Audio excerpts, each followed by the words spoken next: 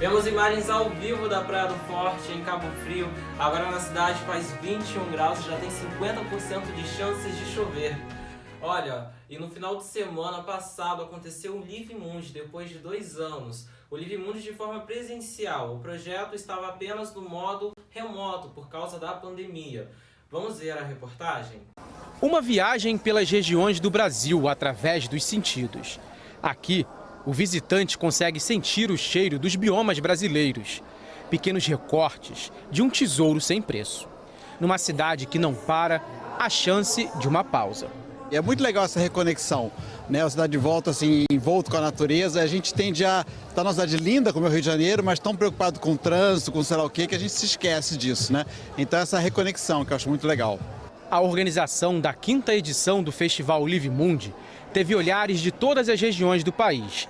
7 jovens selecionaram as obras e as atividades em um dos principais pontos turísticos do Rio. E isso trouxe toda uma riqueza de olhares, e o que a gente quer, na verdade, é mostrar o quanto o Brasil é diverso, o quanto o Brasil é rico e, ao mesmo tempo, o quanto a gente precisa, de fato, preservar e potencializar as nossas florestas, a nossa cultura, a nossa diversidade. Depois de 2 anos de distanciamento por causa da pandemia, o Live Mundi voltou a ser presencial. Um presente para Mônica, que aproveitou as 2 últimas edições de casa pela internet. Eu conheci o evento na pandemia, então ele foi totalmente virtual. E quando eu fiquei sabendo que teria essa versão presencial, eu fui correndo. O Live Mundi é uma das principais plataformas de vida sustentável do país. Aqui no Parque Lage, traz a reflexão sobre a causa socioambiental e sobre as nossas ações no planeta. A sustentabilidade é assunto também nas rodas de conversa e está até nos produtos vendidos nas barraquinhas. Na receita dos alimentos, produtos orgânicos. Essa pausa, né, esse momento de experimentar uma comida artesanal, uma coisa mais lenta, mais suave, né, mais conectada com o ritmo natural da gente. O Festival Live Mundi, ele acontece desde 2016 na cidade do Rio de Janeiro. Esse ano ele está por todo o Brasil, que a gente também está com uma edição virtual.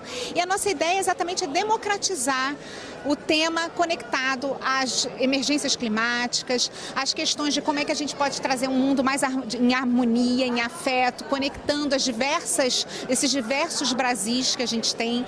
Então é um estímulo para essa conexão. Eu acho que mais do que falar, eu estou aprendendo, né, ouvindo, porque são coisas que não estão no meu dia a dia, né? A gente não discute sobre o meio ambiente no cotidiano. E estando nesse evento, eu estou tendo a oportunidade de conhecer mais sobre o assunto. Bom, e um jacaré do Papa Amarelo foi resgatado pela Guarda Municipal Ambiental de Búzios, juntamente ao Corpo de Bombeiros, na manhã de ontem, na sexta-feira, nas mediações da Praia da Marina. Segundo os agentes, o réptil foi solto em seu habitat natural na Lagoa da Ferradura. Segundo a bióloga Jaqueline Barros, o tempo pode ser o principal influenciador para o animal sair de seu ecossistema comum. Bom, e na quinta-feira uma embarcação pegou fogo em Cabo Frio. Segundo informações, o acidente aconteceu na Praia do Forte por volta das 11 horas. Ainda conforme populares, apenas um marinheiro estava na lancha. Na hora do incêndio, o Corpo de Bombeiros foi acionado para socorrer as vítimas que não tiveram ferimentos. As causas do acidente serão apuradas ainda.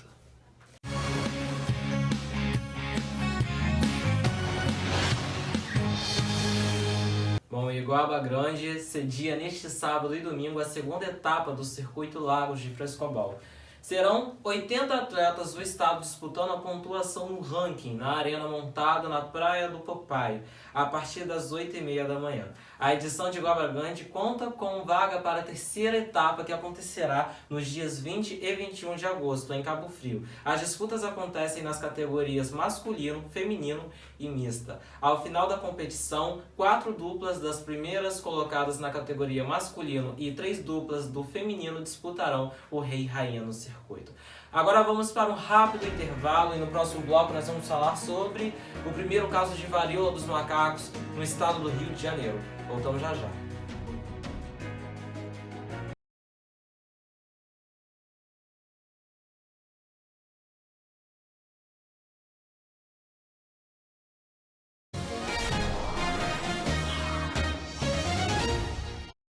Bom, e foi confirmado no Rio de Janeiro o primeiro caso da varíola dos macacos.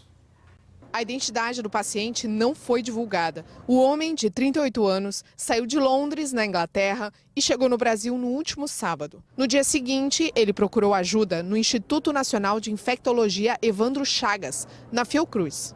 As amostras clínicas foram enviadas para o Instituto de Biofísica Carlos Chagas Filho, da UFRJ. Lá foi confirmado o resultado positivo para a varíola dos macacos. O caso foi comunicado ao Ministério da Saúde. O paciente é brasileiro e está se tratando em casa, em isolamento. Os médicos avaliam que ele está bem, sem sintomas graves. 5 pessoas que tiveram contato com esse homem também estão sendo monitoradas pela Secretaria Municipal de Saúde. Ele apresentou erupção na pele, apresentou dores no corpo e adenomegalopatia, que é aumento de volume de gânglios. Como qualquer doença, tem que ser observada, mas não tem uma letalidade alta. O primeiro caso confirmado no país foi na cidade de São Paulo. Agora, em todo o Brasil, são 5 casos confirmados da doença. O Ministério da Saúde investiga outros 8 casos sob suspeita, um deles aqui no estado. A varíola dos macacos é uma doença provocada por um vírus. É transmitida de animais para humanos e entre humanos, principalmente por meio de contato com secreções respiratórias, lesões de pele de pessoas infectadas ou objetos recentemente contaminados, como roupas e toalhas. A doença provoca feridas no corpo inteiro. Principalmente no quadro clássico, principalmente no rosto, nos braços e nas pernas. Mas no surto atual ele está aparecendo com poucas vesículas e muitas vezes localizada na região genital. Então está um quadro um pouco diferente, porque isso tem a ver com a própria transmissão, que é um contato de pele. Os sintomas também incluem febre, dor de cabeça, dores musculares, calafrios e cansaço. Todas as pessoas com suspeita devem ser isoladas até o desaparecimento completo das feridas. O período de incubação da doença pode ir de 6 a 21 dias. Você teve contato com pessoas que vieram de fora, que estão com esses sintomas, fiquem se observando e procurem um médico. Então não há necessidade de pânico. E 4 milhões de pessoas estão em situação de pobreza no Rio de Janeiro. Dados apontam que 1,2 milhões não têm o que comer. Com a falha do poder público, organizações de populares tentam suprir as necessidades, mas precisam de mais voluntários. Os tempos de doações. Agora está vazia. E a arquibancada da quadra, onde eram distribuídas as cestas básicas, não tem mais movimento. No começo da pandemia, a ONG Semente do Futuro distribuiu alimentos e kits de higiene para famílias das 240 crianças que atende e para outras que precisavam, em Bangu e na região. Agora, a ajuda não chega mais. Nós recebíamos 250 cestas semanais, passaram a ser 100 cestas semanais, depois 50 e agora, até abril, eram 25 cestas mensais. Depois de abril, cessaram, agora está zerada e a condição das famílias, que já era ruim, agora piorou ainda mais. Então, fome as pessoas sentem todos os dias. A ONG oferece capacitação para as famílias e atividades de educação, esportes e artes para crianças e adolescentes. Tudo depende de doações, inclusive o lanche das crianças, que também está acabando. A gente conseguiu uma doação de uma empresa que doou para a gente ter durante uma semana. Então, durante uma semana, a gente vai ter o lanche para as crianças. Ao final dessa semana, não tem mais. Essa é a situação não só aqui da Semente do Futuro em Bangu, mas de várias outras instituições que ajudam pessoas carentes no estado do Rio, que viram as doações diminuírem ou desaparecerem de uns tempos para cá. Quem dirige essas ONGs acredita que isso tem a ver com a realidade socioeconômica do país. Enquanto os preços estão aumentando, a renda das pessoas diminui.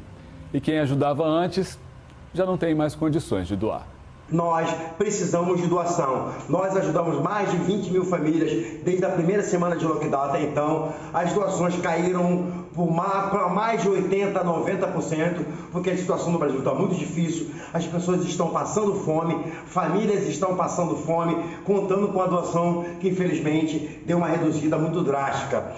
O estado do Rio de Janeiro possui atualmente 3,8 milhões de pessoas cadastradas no CAD único em situação de pobreza e extrema pobreza.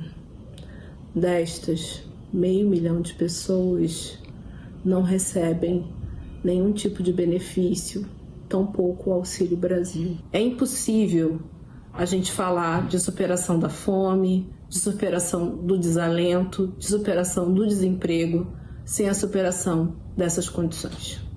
Se o poder público não chega a todos que precisam, as organizações que conhecem de perto a realidade das comunidades tentam suprir essas necessidades. E nesse momento, elas também pedem socorro para poder ajudar. Eu tenho um lema que diz assim: se cada um fizer um pouco, o mundo todo muda. Mas é preciso que as pessoas se mobilizem e façam aquele pouco, porque o pouco junta com outro pouco e a gente faz um montante que dá para resolver a questão. Vamos para mais um intervalo. Imagens ao vivo de Cabo Frio. Gente, já tá chovendo na cidade, hein? Voltamos já já.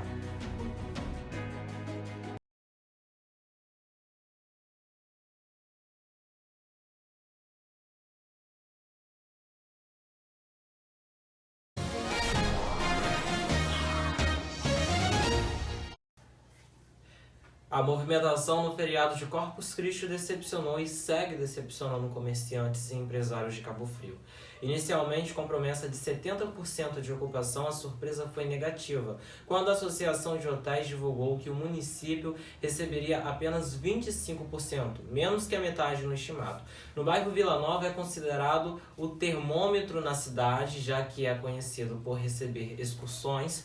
Não está sendo diferente. O baixo movimento na cidade pode ser atribuído a uma série de fatores, como previsão do tempo, que indicava já um mau tempo, e a proibição de circulação de ônibus de turismo pela Prefeitura, pelo decreto de número 6864, que vem determinando que os veículos apenas poderiam fazer o embarque no terminal de ônibus, que fica situado no bairro Jacaré. Em nota, a Associação de Hotéis da cidade afirmou que o ramo gostaria de ter sido avisado com antecedência para que alguma atitude fosse tomada. Entre aspas, eles falam que gostariam de ter sido avisados com antecedência pela Prefeitura de Cabo Frio para que pudéssemos ter preparado uma operação logística que possibilitasse de levar os hóspedes aos seus meios de hospedagem contratados. Sem isso, geramos um grande transtorno àqueles que não estão na cidade, disse Carlos Cunha, ex-secretário de Turismo no município e atual presidente da associação. Bom, e no sul do Rio, empresas buscam alternativa para a proteção da natureza. O setor está em plena expansão. No ano passado, cresceu quase 7,5% e já retomou o patamar de suas atividades ao nível pré-pandemia. Ampliou os números de empregos formais e tem atualmente quase 170 mil trabalhadores em todo o estado do Rio. A construção civil ainda é o grande responsável por impulsionar a cadeia produtiva. Isso porque, ao iniciar uma obra, o consumidor acaba comprando outros produtos que vão do cimento aos utensílios domésticos. Mas, para construir um condomínio assim, por exemplo, é necessário respeitar inúmeras regras e uma das mais importantes é a da compensação ambiental. Essa compensação segue o princípio do poluidor-pagador, uma vez que o empreendedor deve viabilizar a existência de uma unidade de conservação de proteção integral como forma de indenização pela degradação na qual os impactos sociais e ambientais identificados no processo de licenciamento são incorporados aos custos globais do empreendimento. Ser vizinho de uma área verde com espécies típicas da Mata Atlântica é exatamente o que vai acontecer com quem mora ali naquele prédio. Isso porque numa área bem em frente foram plantadas diversas mudas e o cenário, a paisagem daqui a alguns anos vai ser bem diferente.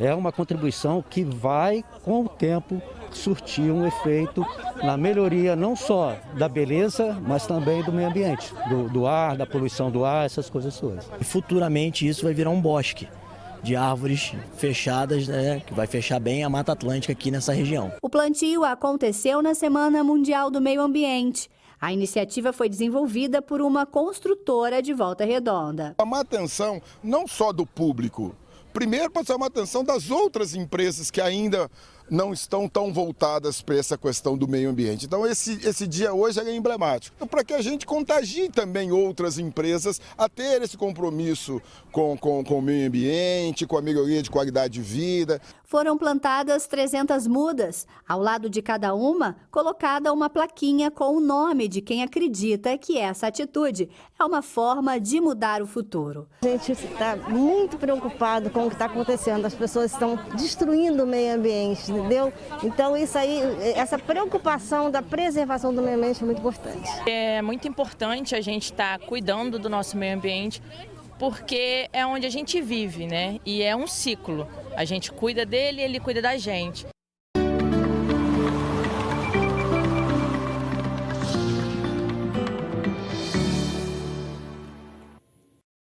Agora vamos para a previsão do tempo. Vamos ver imagens ao vivo de Angra dos Reis. Agora faz 19 graus na cidade. Climazinho frio, hein? Tá em Angra, que inveja, gente. Vamos para Campos. Na cidade agora faz 22 graus e o tempo tá nublado, hein? Tem chances de chuva em Campos, hein, pessoal? Se liga aí que até de noite vai chover. E para encerrar, vamos de imagens de Cabo Frio. Faz 22 graus, igual a Campos. E está chovendo agora na cidade. E o RJTV fica por aqui. Agradeço a sua companhia. Foi um prazer estar de volta nesse jornal aqui. E até breve. Ó, a gente vai se ver muito ainda, hein, pessoal? Tchau, boa noite a todos.